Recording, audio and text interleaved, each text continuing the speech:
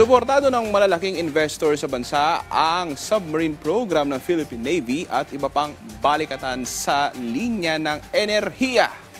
May ulat si Raquel Baya ng Radyo Pilipinas.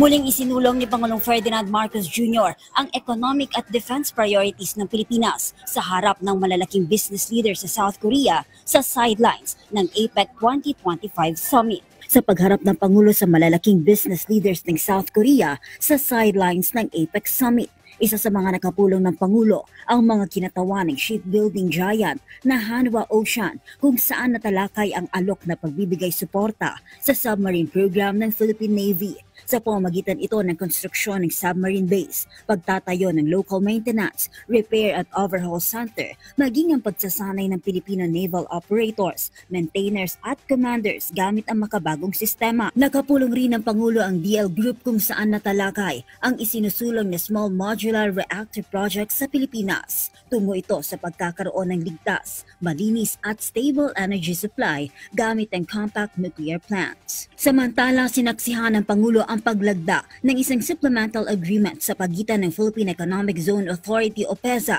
at ng Samsung Electromechanics Philippines Corporation.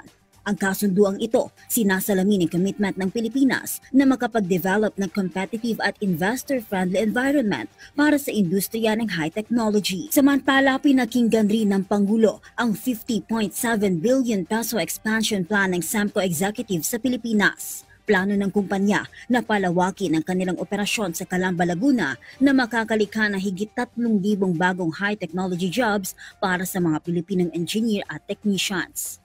Employed 8,000 Filipinos in their very, very high-tech manufacturing plant. The products that they make in the Philippines are of the highest tech that you can imagine. And so that is very, very important for us. Mula sa Busan, South Korea para sa Integrated State Media, Raquel Baya ng Radyo Pilipinas, Radyo Publiko.